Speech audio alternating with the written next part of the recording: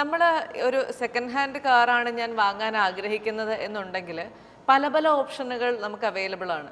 അപ്പം അതിൽ നിന്ന് എന്തുകൊണ്ട് ഞാൻ റോയൽ ഡ്രൈവിനെ തന്നെ ചൂസ് ചെയ്യണം എന്ന് ചോദിച്ചു കഴിഞ്ഞാൽ, ഇപ്പോൾ റോയൽ ഡ്രൈവ് ഉണ്ട്, ഇനി അതല്ല എനിക്കൊരു ചെറിയ കാറ് വാങ്ങണമെങ്കിൽ റോയൽ ഡ്രൈവ് സ്മാർട്ട് ഉണ്ട്.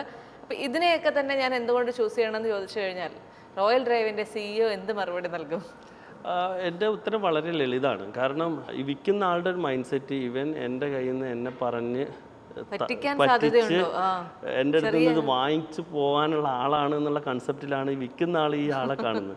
അപ്പോൾ ആ ആളെ എൻ്റർടൈൻ ചെയ്യില്ല. അപ്പോൾ അവിടെ ഒരു മെൻ്റലി ഒരു ഹറാസ്മെൻ്റ് ഉണ്ട് ആക്ച്വലി.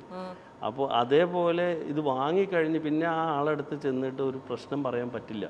അപ്പോൾ എൻ്റെ അടുത്തൊരു എക്സ്പീരിയൻസ് ഞാൻ പറയും. ഞങ്ങൾ 4 വർഷം മുമ്പ് കൊടുത്തൊരു വണ്ടി ഒരു ചെറിയ കംപ്ലൈൻറ്റ്, ഒരു 3000 റുപ്പീസിൻ്റെ ഒരു കംപ്ലൈൻ്റ് ആയിട്ട് കസ്റ്റമർ ഞങ്ങളുടെ അടുത്ത് വന്നു.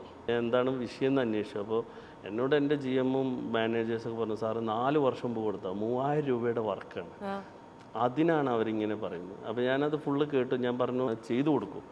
അപ്പോൾ അവർ പറഞ്ഞു അല്ല ഇങ്ങനെയൊക്കെ നമ്മൾ ആളുകളെ എൻ്റർടൈൻ ചെയ്യണമെന്ന് ചോദിച്ചു. അപ്പോൾ ഞാൻ പറഞ്ഞു ഈ വന്ന് ചോദിക്കാനുള്ള അവകാശം ഇതാണ് നമ്മുടെ USP. ഈ അവകാശം ഉണ്ടായതുകൊണ്ടാണ് അവർ നമ്മളടുത്ത് നിന്ന് വാഹനം വാങ്ങിച്ചത്. അത് ഞാൻ മനസ്സിലാക്കുന്നുണ്ട്.